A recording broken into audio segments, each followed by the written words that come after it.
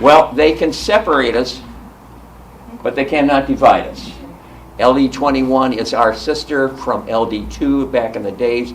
So LD19 and LD21, we're very proud to have our senator from our sister LD. Senator Rosanna Gabaldon has served as an Arizona representative from 2013 to 2021. She was elected to serve in the state senate in the legislative district in 2021 in 2022, and the legislative district 2 in 2020. Hope I got all those dates right.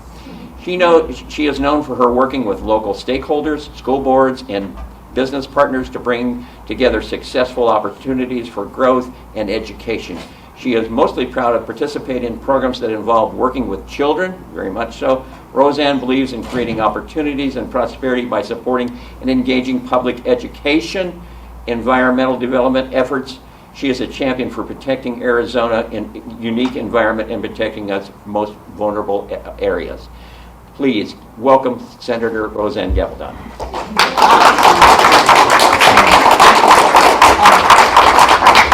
Do I need a microphone? Yeah. Okay, thank you very much. I appreciate that, and I want to thank George and the Green Valley Democrats for this opportunity to address you today. Again, my name is Rosanna Gabaldon, and so everyone, the first question that anybody asks me is, how did you get into politics? Why would you want to serve, as a public servant? And so, really quick story is I'm going to go back a little bit. My father was career Air Force, and so 1973 we came to Tucson. Okay, and then in 2004, my husband Arturo, and we'll be celebrating 36 years in August for marriage. So he's my biggest supporter, and I have to tell you, I couldn't do this alone without the support of my family.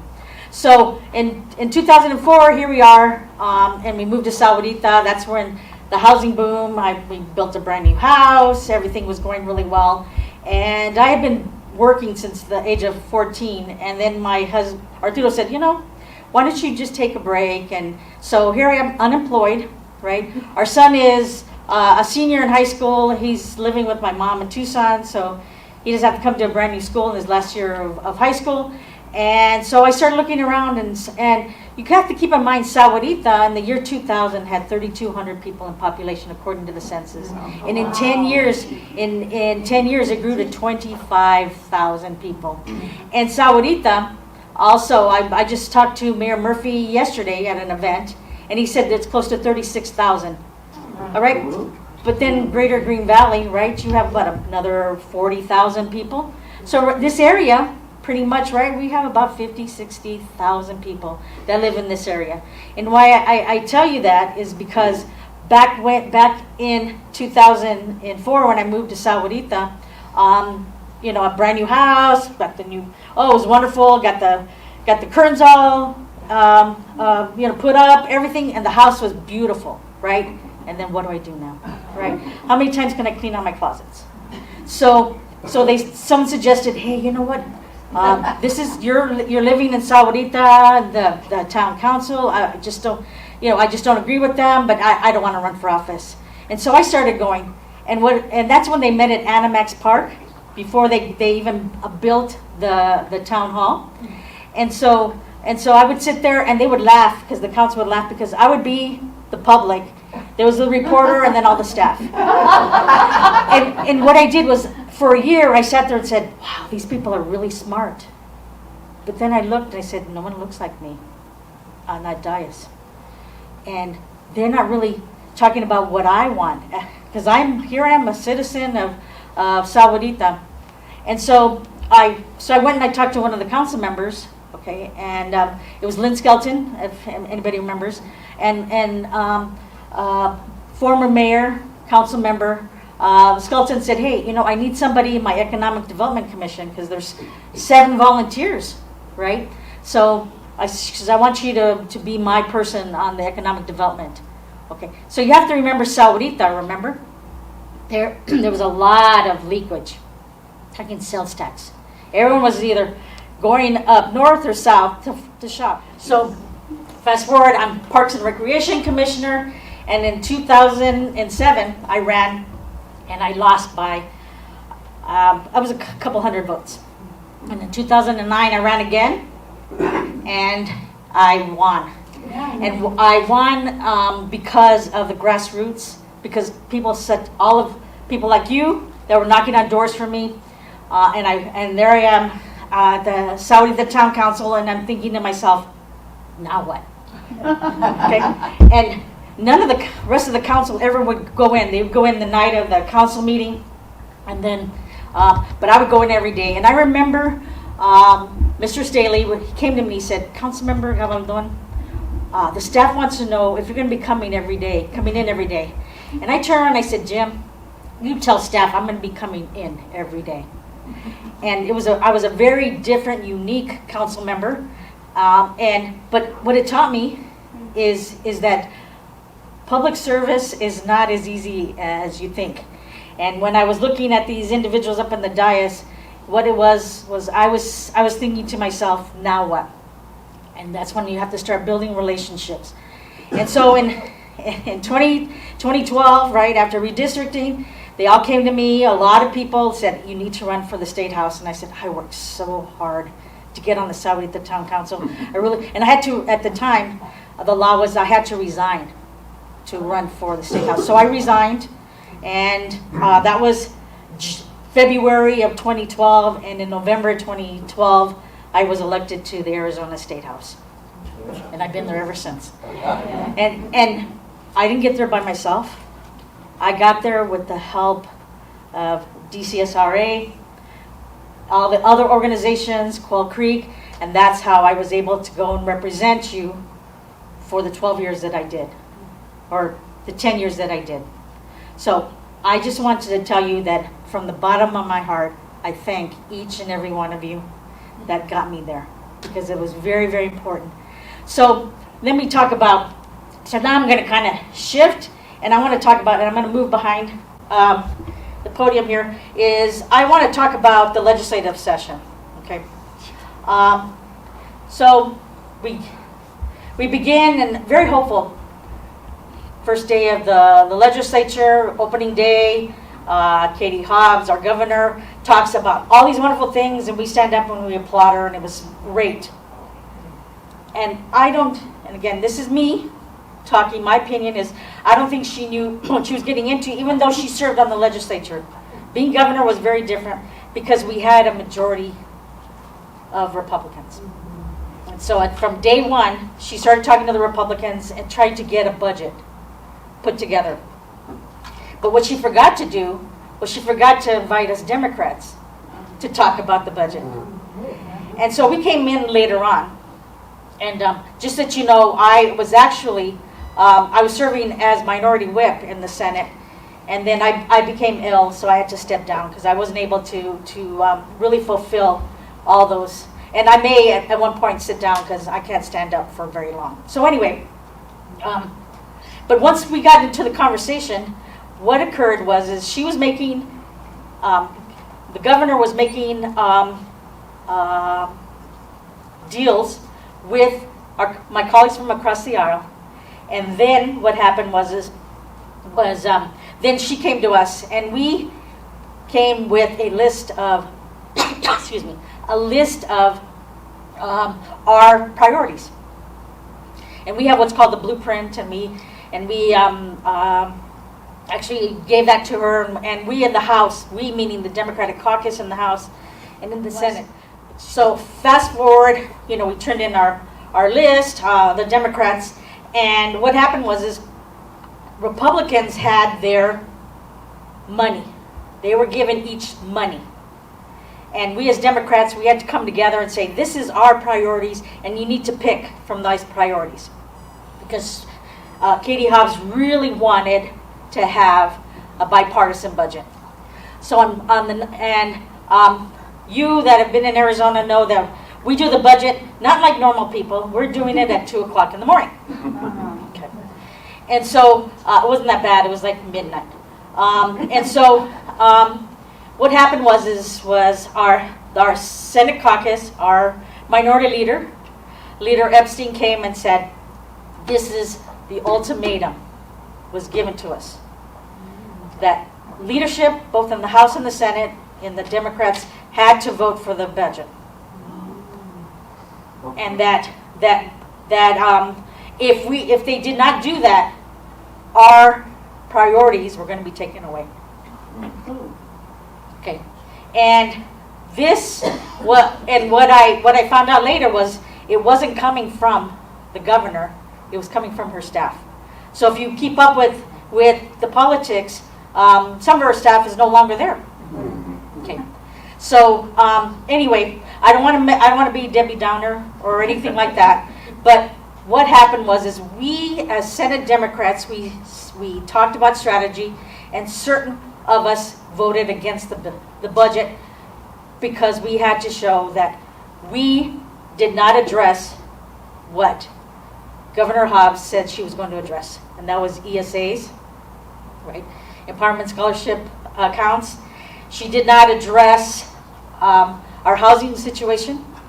It was bombarded. The Senator Kaiser, who actually resigned, well, a Republican, our colleague from across the aisle, actually went and spent weeks and weeks on stakeholders, working with the Democrats, working with the Republicans, working with everybody across our state. And just a few Republicans destroyed that good housing bill. And that's what we were encountering. So going back to budget night, so I was one of the 5 that voted no on the budget. And I'm going to tell you why. Because we had to show that we disagreed with how the budget was created. But the rest of my caucus voted yes on that. So keep in mind, so now we have ESA, right? The water, right? So part of what to get the budget and get enough money for some of our priorities, we had what's called the Water Infrastructure Finance Authority, WIFA. And if you know about that, it's very complicated, so we can talk offline if you want to talk more about that. But actually, Governor Ducey had put in $1 billion over 3 years, so $333 million each year to bring in water, right? If it be short-term, medium-term, or long-term. So he took some of that money out of WIFA, out of that $333 million, to put it into the budget so that we as Democrats could have some of our priorities. So, welcome to Arizona. But I want to tell you, and for the record, and I'm going to look right here at the camera, it is not Governor Hobbs. It is our colleagues from across the aisle that made it very, very difficult for us to have the thing. So let me start off with, as of the 22nd of this month, Governor Hobbs has signed 202 bills into law, and she has vetoed 143. Thank you. Because there was some really bad legislation that came across both chambers. And so what I want to do is we had a $17.8 billion budget. So part of that was, and I'm going to kind of highlight a little bit about what my priorities are, and some of them were actually funded. And one of them is for the last 10 years, I have been wanting to get funding for the 2 exits in Santa Cruz County. If you've ever been on Ruby Road, exit 10, or Rio Rico Drive, exit 17, I was able, or I'm not going to say we Democrats advocated for $8.6 million to start looking at making sure those interchanges are safe. They're very unsafe right now. For the last 5 legislative sessions, I have advocated for $200,000 compared to a $17.8 billion budget to Santa Cruz County Provisional College for workforce development programs. Because if you understand about provisional colleges, is there have to 4 credit classes have to be a community college, right?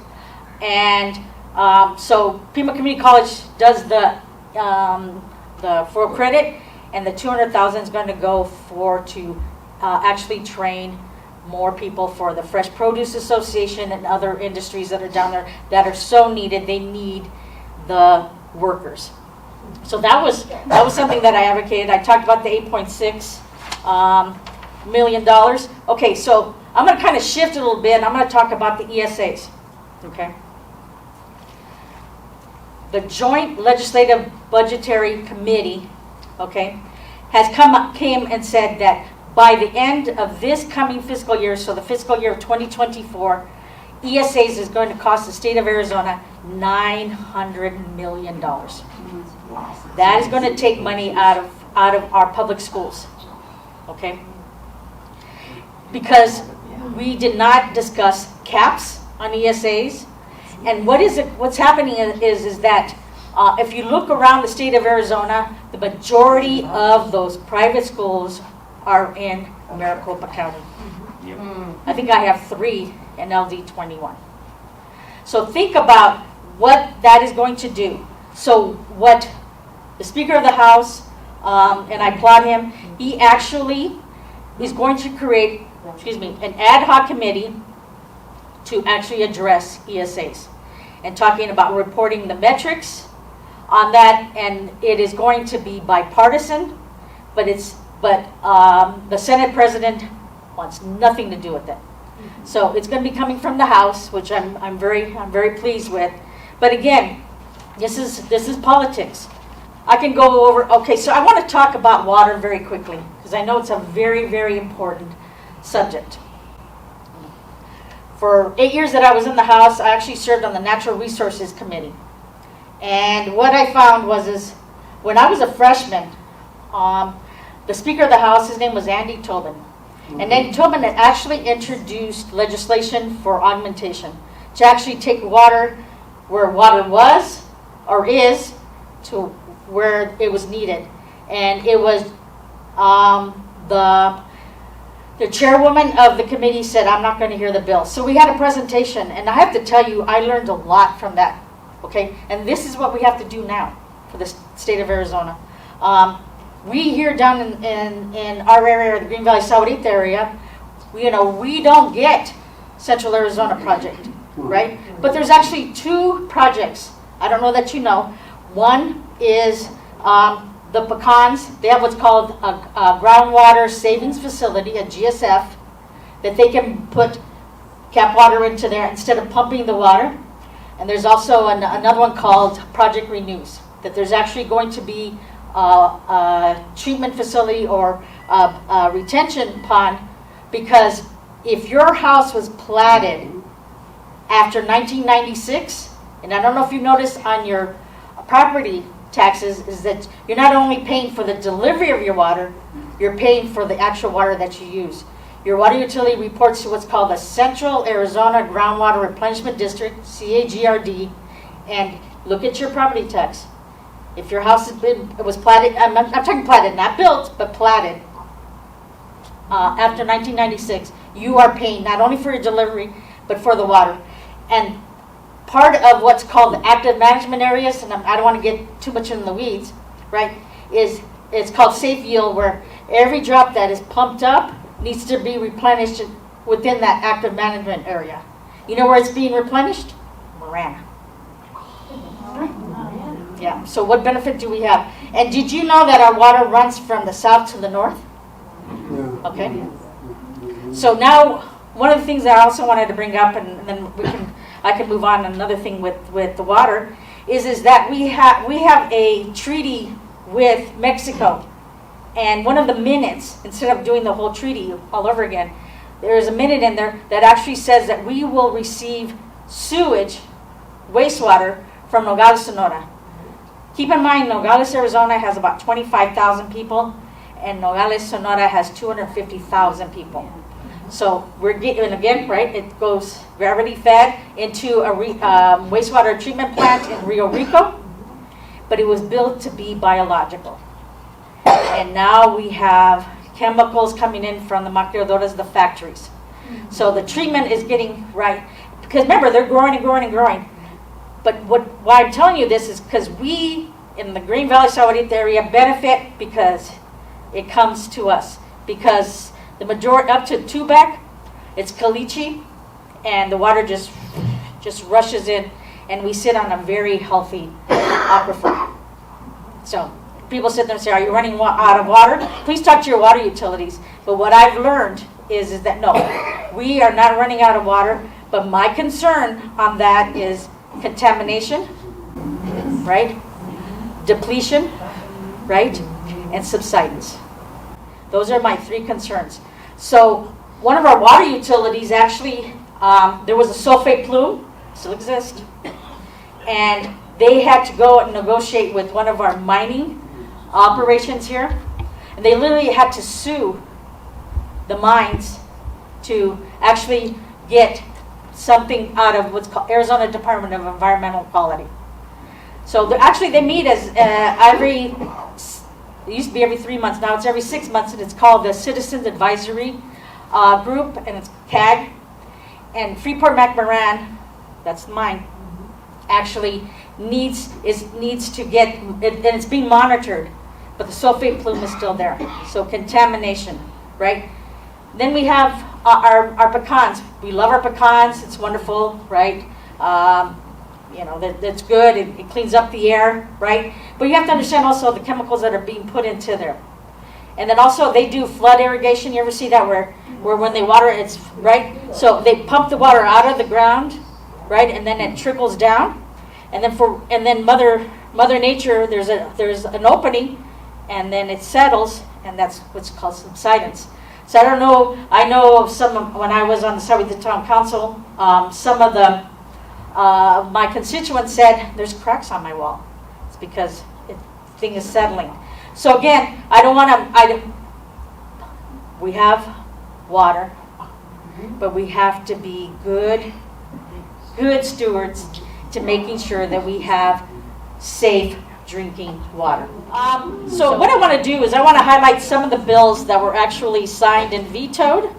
And so I have a wonderful assistant. She actually, these are the 202 that are signed and 143 that are vetoed bills. And so I picked a few to share. Okay.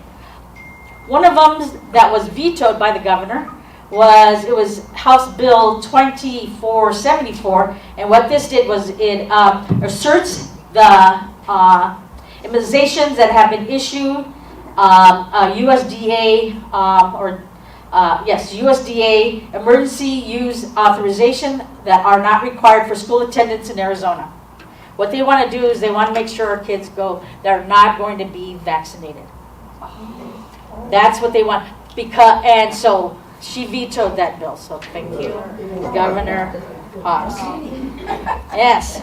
Okay. One of the ones that were signed, which is HB 2168, which is the Good Samaritan medical assistance, an emergency measure. So let me talk about that. Emergency measure is and I'm gonna kind of regress.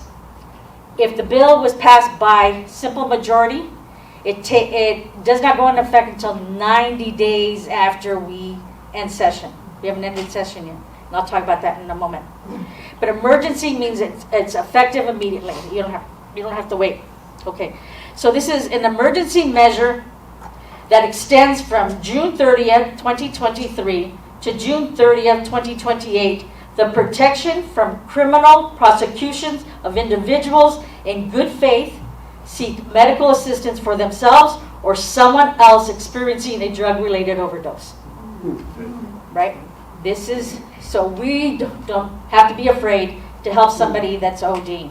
Because before, liability, whatever it may be. Another one that was signed was HB 2298, which was Planned Community Authority Public Roadways. It requires by June 30th, 2025, certain planned communities, HOAs, to call a meeting on question of whether to continue to regulate public roadways.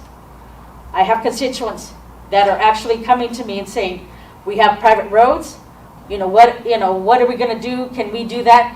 This actually is saying that an HOA can call a meeting and ask Pima County or the city of the town of Sahuarita to regulate the public work. It's, people that are using I don't know what they're called, the three-wheelers, ATVs and stuff. So I just wanted to kind of share that. And then I want to share one more veto. SB 1001, pronouns. Biological sex, school policies, vetoed by the governor. It prohibits a school district or charter school employee or independent contractor from, without parent permission, knowingly referring to a student under the age of 18 by a pronoun that differs from the pronoun that is aligned with that person's biological sex or first name if it's listed in the school records. It precludes a school district or charter school from requiring an employee or independent contractor to use a pronoun that differs from a person's biological sex if doing is contrary to their convictions. They're wanting to punish our teachers, and Governor Hobbs vetoed it. Yes. Okay, so another thing I want to talk about is our Superintendent of Public Instruction, Tom Horn. Okay, he is going after ELL. He is going to punish the teachers if they're bilingual, to teach our students the English language. He is wanting to make it more difficult for our children to learn in our public schools. Keep in mind, public schools cannot refuse any child. Public schools can say, I don't want you. And keep in mind, ESAs, when it was first created, was for children with disabilities. And now it has gone to the haves, and the have-nots are getting less and less. So we have to protect our public education system. With the $900 million, with Mr. Horn and what he's doing, we are going to have to fight so hard to make our legislature Democrat. Because Katie Hobbs needs our help. Governor Hobbs needs our help. So if there's anything that you can do to get more Democrats elected, please do that. So I was going to talk about, and something that I was trying to remember. Okay. We had a budget on May 10th, and then we went on recess until June 12th. Okay. Usually we get the budget and we're fighting for it until the end of June. Okay.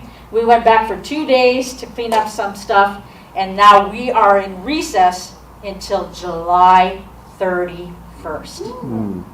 So keep in mind that the Senate President wants to sine die to end session in October, which means the bills that were not an emergency will have to wait until June to become law.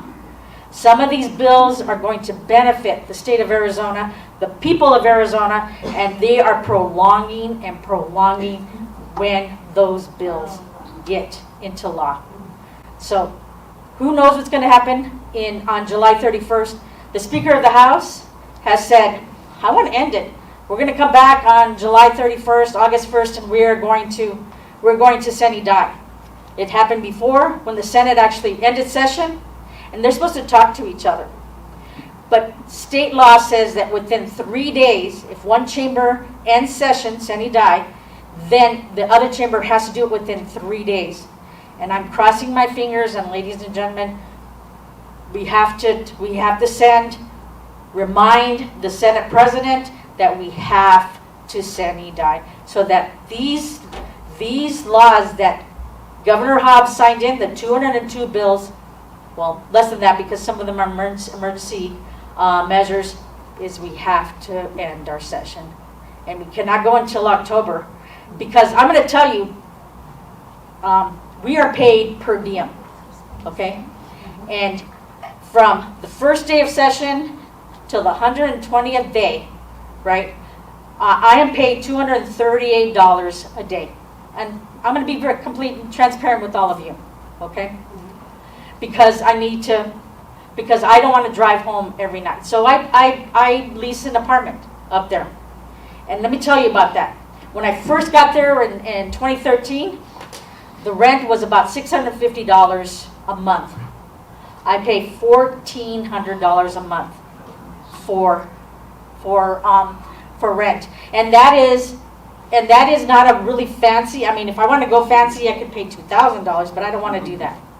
And I've been staying in the same apartment complex for the last 7 years, so I enjoy staying there. But anyway, and then at the 121st day, we go down half, so $119. But when I first got into the legislature, it was $65 a day, and then it went down to like $35 a day after the 120th day. Yes, taxpayer dollars is being used, but we just never know when they're going to call us back. The Republicans say, hey, you know what, let's come back on, July, whatever day in July, before. So I have to go up there, and I signed a lease for only 6 months, so I'm not, after like July 4th, I won't have an apartment. So I have to pay for a hotel, and I don't know if anybody stayed at a hotel. I'm telling you, it's like $200 a night, right? So when people sit there and say, shame on you for taking this money, I just want you to know is that I need that money, first of all, because I just don't know, and I still continue to go up there to represent my constituency up at the Capitol, so it takes me. So there's criticism about that, but I just want you to know is that I'm very aware of that.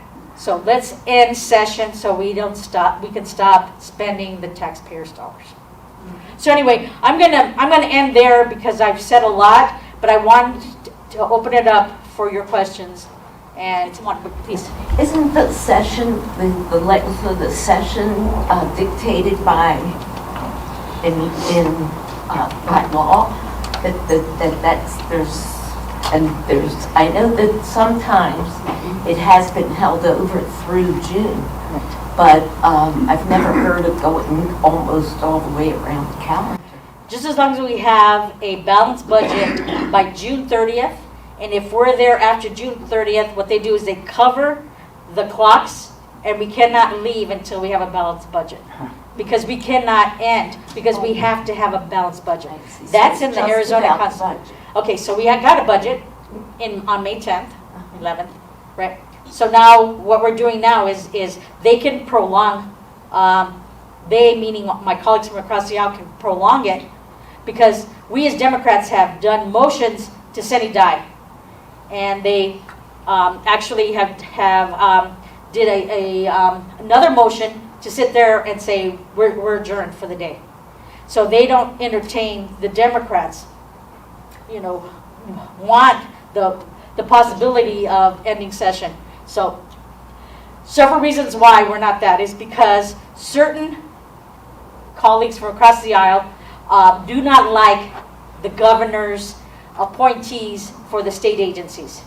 And there's a committee called DINO, which is the director's nomination, okay? And they're very, very harsh. We could have had an excellent director for the Department of Health Services. Her name was Teresa Colon from Pima County. And I don't know if anybody saw that they were vicious and they were unfair. And then there was a colleague that I served with, Martin Quesada, former senator, and he was going to be the director for the Registry of Contractors. And because of the philosophy, and this is coming from me, I don't get mad, I get even. They made it so rough that he rescinded his he's not going to be director. So that's another thing is because when the DINO meets, then it goes through that committee, and then it goes in front of the full body of the Senate. And it used to go through committees, okay? But if we're not in session, the whole body's not there. So that's why they want to keep us in session so they can continue these interviews and these, I don't even call it interviews, the attacks on Governor Hobbs' choices for these state agencies.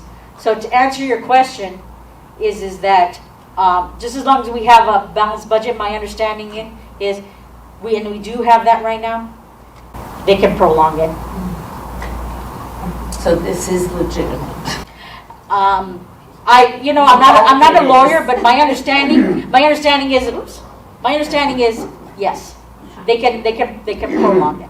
Okay. And my second question is, Yes, can you ma'am. repeat what you said about Tom Horn and what he was trying to do? Okay. Because that wasn't Okay. crystal clear. Mr. Horn is very much for ESAs, so he's really pushing having the $900 million, right? He would prefer schools to be private than public, and so that is one of the agendas that our colleagues from across the aisle through what they have. It's called ALEC. I don't know if you're familiar with it.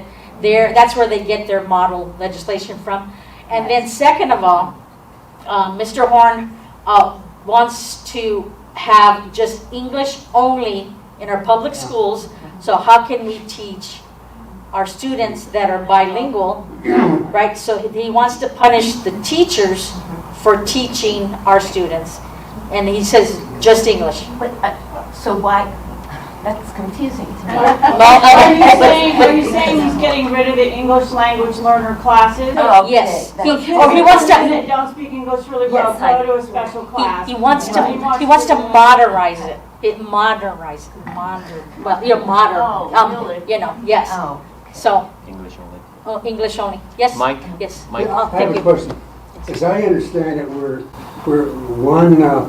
one seat away in both houses Thank you. of finding parity, or where we have the same number of votes, which I think is the closest we've been since, well, maybe 20, 30 years. Yeah. The My 60s. question is, do you think there's a chance of achieving that or doing better, and how might that play out? So thank you for the question. Right now, we in the Senate, it is 16-14. So we're 2 seats away from being the majority. Right. In the House, it's 31-29. We're 2 seats away from the majority. Even if it was 15-15 and 30-30, it'd be more. We'd have to talk to each other much more. But because they have that one vote, and so they are in the majority in both chambers. Yes, that is something. However, 2024, Arizona they're looking. The DCCC, DNC, all of them are looking at the state of Arizona to really look at supporting our Democratic governor. But again, I really encourage all of you to be part of that solution and make sure that we turn our state blue. Because we have a wonderful Attorney General. I don't know if you heard what she just did, along with the governor. Women's rights are going to be protected because there's not going to be any prosecution for people that are going to help women make choices on their health. Brian first, and then we'll go to you in the back. There Brian were a first. couple of bills before the legislature, one on each house, continuing resolutions dealing with the Constitutional Yes. Convention of States. Yes. Do you have any insight on that? I don't think that they passed each house yet, but how they would be reconciled and where that's likely to go. That Article 5 that you're talking about, okay, is yes, it's been talked about a lot. And let me tell you what they're actually doing is they're doing what's voter initiatives, okay, which doesn't require the governor's signature to actually go to the voters. However, the powers that be, our lawyers out there are really looking at that and working very hard so that they never see the light of day going onto a ballot. But Article 5, it's been there since I was a freshman, and I don't see it going anywhere. So Good, so we can breathe easy, they won't make it. but even if they do 36 that, days or whatever. even if it's not an initiative or a referendum, right, the governor will veto that. There are to be a number of referendums and initiatives coming up in 2024. Yes, Do you and know how many? No, and I can get back with you on that. I don't know all those numbers in front of me, but Yeah. there have been several. And we will be having as much information to hand out to you on those.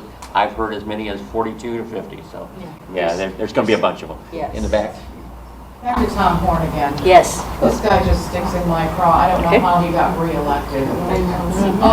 Empowerment scholarships or school choice vouchers are given to private schools. That money is taken away from the public schools, given to private schools. Now, I owned a staffing company and I sold substitute teachers to all three types, charter schools, public school district contracts, and private schools. And I know from my sales calls to private schools, many of them have statements of faith that anybody working there has to sign, claiming Jesus as their Savior. Now, that public money, our tax dollars, are going to these private schools which are insisting that employees sign these statements of faith. Is there any kind of oversight there? Also, private schools don't have to follow all the rules. They don't have to have all the employees that public school districts do. They don't have to do all the reporting on school lunch programs and any other programs that they run. No accountability. It's being taken away from the public schools Yes. that employ people to be able to fill out all those reports that the federal, state, and county governments have to fill out. Let's let the senator answer that question. No, but you said it I really liked how you said it. And you're right on point, right? Accountability is not there for our private schools. Public schools, they are accountable for what the money that they use, right? And there's this. It's called performance-based funding, right? Where they're giving more money to A schools and less money to D schools, and it should be the opposite, right? And that there should be where educators from A schools can come down and actually educate the teachers that are there. Lack of teachers. Teachers are going to private schools because they can pay them a livable wage. We're losing teachers over and over again. So I agree with you. But again, accountability. With the 800 rat your teacher out telephone number. Yes. The Yes. parents, every dumb parent down the block. But have you read? And report their teacher. But have you read? Like, There's very few legitimate phone calls. People are calling in and saying, Tom Horn's an idiot, or whatever they say, right? And that's what they're right. So that my understanding is that those calls, that call center, is not getting legitimate complaints. So you're not hearing about that because teacher shortage, it's discouraging teachers from even entering the yeah, I agree with you 100%. But it goes back to accountability and how that money is being spent. Well, is there going to be any? Because if you have to sign a statement of faith and they don't have to comply with state regs, is there going to be any accountability to these people that are taking all this money? That's why we have to change our legislature. That's why we have to support our Democratic governor because right now she can veto all the bills, but the bills that make it where there's accountability cannot be. They're not being passed. They're not being put in front of her. Only the bad bills that are going and supporting the private schools are getting to her desk, and she's vetoing 143 bills. That's the most in a lot of years. Somebody else over here? Elise, then go ahead. So was there any update on the people that signed the fake, slate of electors that went to Washington? Something came out today that Jack Smith has gotten some of those people to talk and swap immunity, but what do you know about that? I want these people to go down. Are you talking about the insurrection on January 6th, or are you talking about the fraud that's happening in the state of Arizona? It's still happening. January 6th. I don't know too much about that other than what I read in the paper. That is not being discussed at the legislature. Okay. However, one of my colleagues from across the aisle actually was there on January 6th. She has a flag on her desk that really represents her beliefs. And so I want to address, somebody had said about taking the oath and all of that. What they do is they blanket themselves with the Bible, and they blanket themselves with, I'm a true Christian. But if you look at, right, I'm protecting the child, but once that child is born, no services. It becomes, right? So, I'm sorry, I wanted to be positive, but I feel very strongly about that. So, yes, they say they are true Christians. Well, my definition, I'm a Christian, my definition is I have to look at my moral compass, and that my true belief is anybody in the state of Arizona, I don't care what your legal status is, we have a moral obligation to take care of human beings. And Down not here, just- I think down here first. I think Is you had there a any question first, child and then you're welfare next. legislation that you're looking at that is of interest? Well, we got some money to DES, but again, slow process, a lot of bad legislation over the years. So when it comes to the child, the services are there, but there isn't the funding behind it. So I really don't know how to address your question other than there is a lack of funding to take care of our kiddos. You had a question first? Yeah, I was just going to add, I'm sorry, I get excited, but for what everybody else is saying, the thing about the private schools and all the rest is the special needs children. Yes, thank you. Those schools can take anybody, they cherry pick. Yes. And they do not take, and they have no programs for children who need special education. ESAs began with giving money to schools to take care of our kiddos that have special needs. And what happened was, then all of a sudden the ESA became where it was private schools. Certain past legislators actually benefited financially by being owners of these private schools. So to answer to, I actually address that, is that ESAs have gone very badly. And they're at this moment, and that's why I'm hoping this ad hoc committee that I had actually talked about will actually address putting a cap. And so if we put a cap on how many ESAs are out there, then we can go ahead and, right, because they're there, right? And I have to tell you, it does benefit some of the children. Some of our children that are living below poverty level, right, are benefiting going to private schools, right? But as you said, private schools can sit there and say, I don't want your kid. And public schools can say, we welcome you, because we cannot say no to them.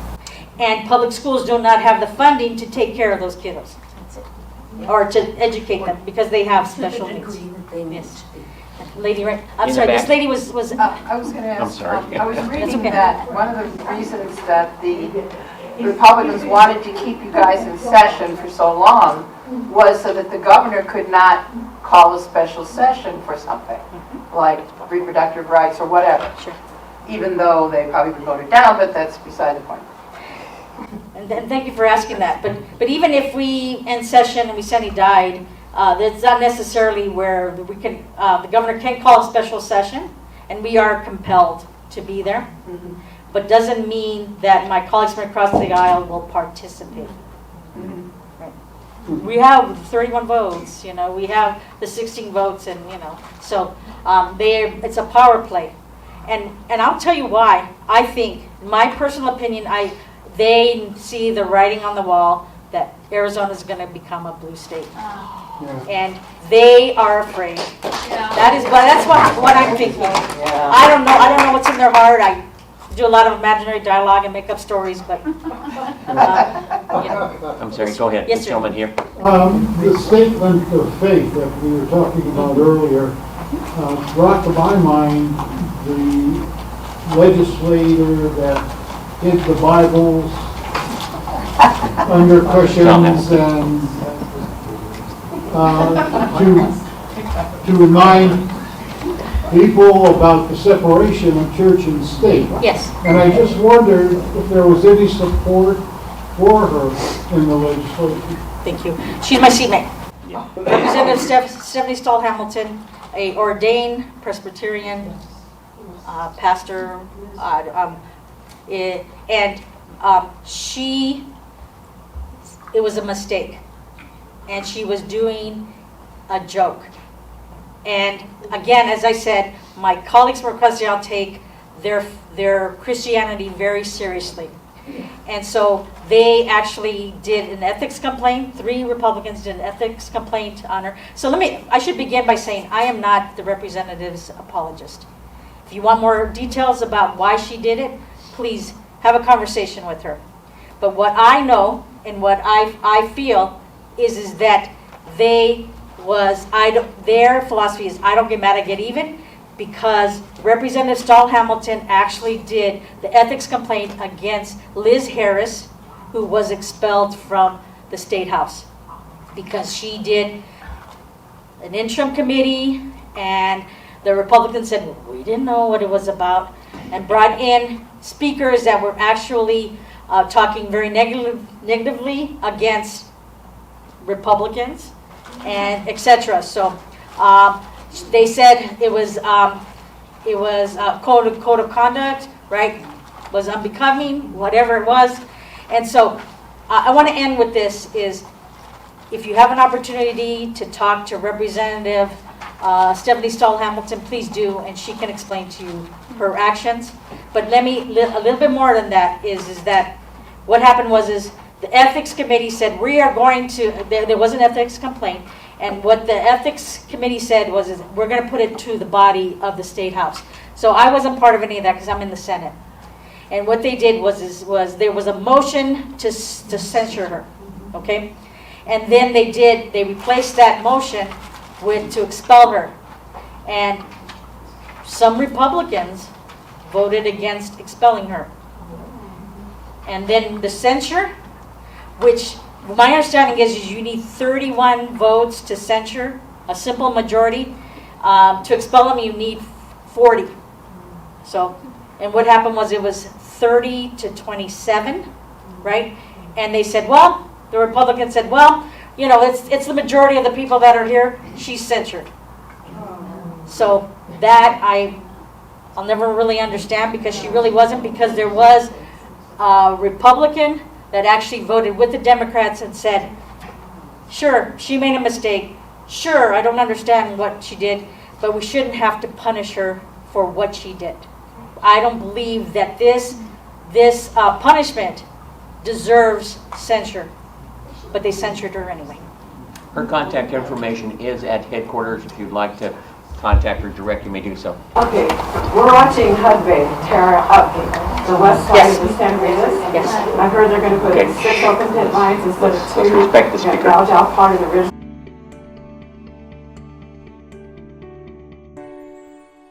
mine.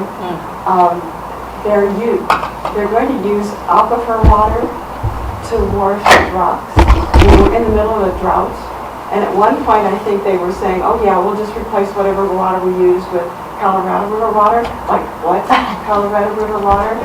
So is it that our community gets our drinking water from the aquifer? So the water's huge. Right now, we're 100% dependent on groundwater. Okay, so let me. The state of Arizona, they still are under the 1872 Mining Act. Okay, the Arizona Department of Water Resources cannot deny a water permit to mining operations. So what they did was the Hudbay actually has their whale field over where the Sahuarita Heights, you know, right off of Sahuarita Road and Campbell over there, like very close to Walden Grove High School, but on the other side, okay, of Sahuarita Road. So to address, I cannot speak. Again, I'm not apologist or anything for the mining industry, but the state of Arizona needs to address our mining laws, and we need to change that, and we need to have Democrats and a Democratic governor to sit there and change those laws, because that is what's happening. So yes, they have wells. They're going to pump the wells. They said they're going to replace it with Colorado River, but as I told you, there's 2 projects, right? So again, my understanding is they are saying they can bring water, but where are they going to put the water? So that's why the projects are being built, so that we can bring that water into our aquifers. But again, you'll have to talk to HUD Bay or to your water utility. I cannot address. I'm concerned about the contamination, I'll tell you that much right now. I heard that they reneged on the Colorado water thing. They were going to do it, but then they said, no. Oh, that's something I haven't heard, but thank you for sharing.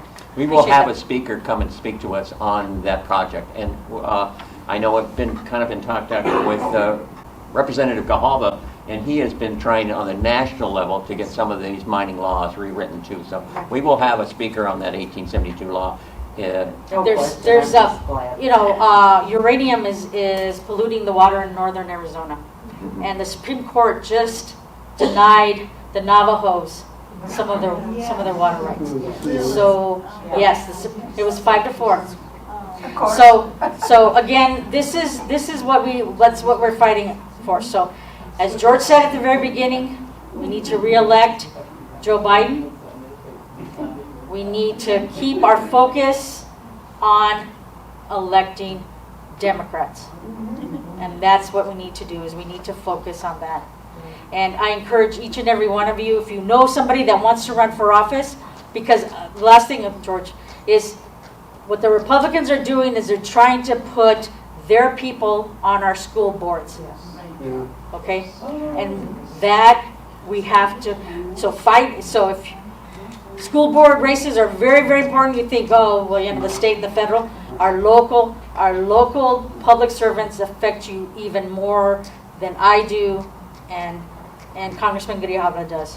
So make sure you elect the people that are going to represent our public schools and our communities. Thank you. Thank you, Senator. I may be in LD 21, but I live in Sahuarita. And as George says, is I represent the state of Arizona. So I represent you. So if there's anything that you need or want to reach out and you're not getting any responses from your current legislators, give me a call. Linda Lyons said last week, we need volunteers to run for everything, if it's from dog catcher on up. So volunteer to run for school boards, for water districts, for all the down ballot things we don't think a lot. We need volunteers to sit on those boards. So. And I don't know if you're in the what's called the DWID, the Domestic Water Improvement District, which is Some of them will be. south. They have a board, and you can run for that board. They are elected. They're making the decisions, and it's called the DWID. And those are, again, they are actually the DWID is, if people disagree, Pima County will come and address that. So if you don't like who you're representing, that is representing you now on the DWID, run. Let's get Senator reelected. Please be a part of our picnic. Make sure that we get all the young voters out in LD 21 to vote. Thank you for your patience and your